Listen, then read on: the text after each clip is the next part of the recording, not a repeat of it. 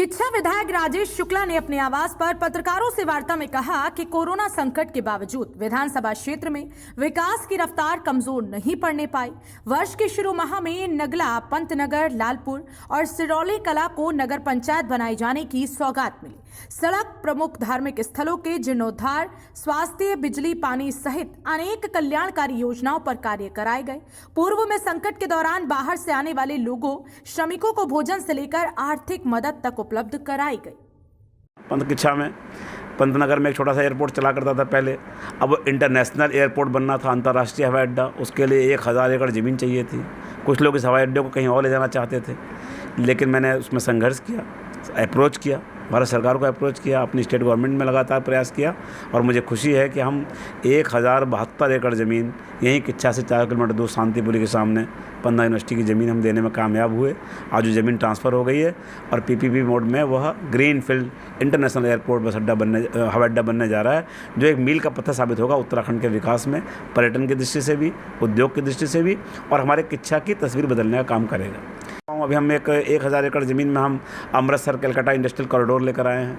अभी हमने 85 एकड़ ज़मीन हमने दिलाई है राजस्व विभाग को, जिसमें हम अपना मॉडल डिग्री कॉलेज, अपना मुंसिफ कोर्ट, अपनी पुरानी तहसील, अपना एसडीएम कोर्ट, और वहाँ हम एक बहुत बड़ा गोविंद वल्लभ पंत जी का, जैसे गुजरात में मोदी जी ने सरदार वल्लभ भाई पटेल जी की एक बहुत ऊंची इमारत बनाई है, प्रतिमा बनाई है, वैसे ही हम एक भारत रत्न पंडित गोविंद वल्लभ पंत जी की 100 फीट से अधिक ऊंची प्रतिमा बना रहे हैं और उस 25 एकड़ पार्क को हम एम्यूज़मेंट पार्क के रूप में डेवलप कर रहे हैं। उसकी सैंक्शन हमें मिल गई है और उस पर बहुत जल्दी हम काम शुरू करने वाले हैं। 10 करोड़ रुपए से हम हाईटेक बस अड्डा बना रहे हैं अपना वहीं खुरपिया में ही, और जहाँ हमारा पुराना बस अड्डा था वहाँ हम शहर की मल्टी स्टोरी पार्किंग बना रहे हैं, ताकि शहर के अंदर जो गाड़ियाँ बेतरतीब खड़ी रहती हैं वो सब हम पुराने बस अड्डे पर नीचे से ग्राउंड से बना के मल्टी स्टोरी उसमें हम उनको पार्क करेंगे और ऊपर एक मार्केटिंग कॉम्प्लेक्स बनाएंगे।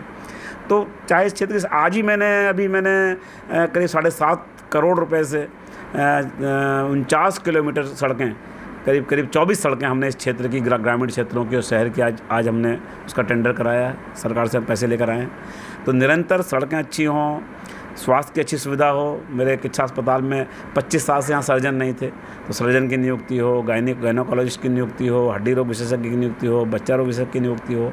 12 डॉक्टर्स मैं किच्छा, शांतिपुर, नारायणपुर में लेकर आया हूँ, ताकि स्वास्थ्य, शिक्षा, सड़क, पेयजल को लेकर मैंने अभी बंडी, हमारा जो बड़ा क्षेत्र है जिसमें पेयजल की बड़ी समस्या थी, आज वहाँ पानी की टंकी बना करके घर घर पानी लाइन 1 रुपये में कनेक्शन के 18 करोड़ की वो परियोजना है, पानी टंकी बनकर तैयार हो गई।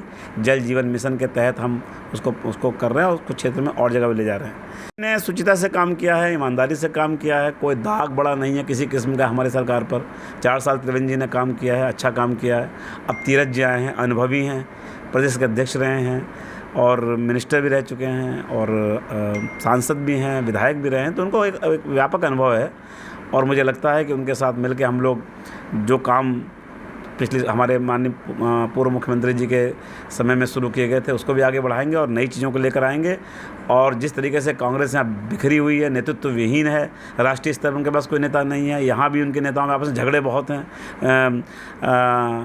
क्या कहते हैं वो कि कुछ है नहीं सामने, ना सूद भी नहीं है, कपास भी नहीं है, और जुलाहों में लट्ठम लट्ठा हो रहा है कि नेता कौन बनेगा, मुख्यमंत्री कौन बनेगा। अरे भाई, पहले 36 MLA लाने की तैयारी तो करो। तो वहाँ तो नेतृत्व का झगड़ा है, उस झगड़े में कांग्रेस बिखरी हुई है। और मुझे लगता है कि जिस तरीके से हमारे प्रधानमंत्री जी मोदी जी काम कर रहे हैं, जिस तरीके से राष्ट्र को आगे ले जाने का काम हो रहा है, जिस तरीके से हमारे स्टेट में हम अच्छा काम कर रहे हैं, हम लोग अपनी कॉन्स्टिट्यूंसीज में लगे हुए हैं, तो मुझे पूरी आशा है कि हम लोग फिर से उत्तराखंड में सरकार बनाएंगे और भारी संख्या में जीत कराएंगे। आप देख रहे हैं सक्षम न्यूज इंडिया, सबसे पहले सबसे तेज।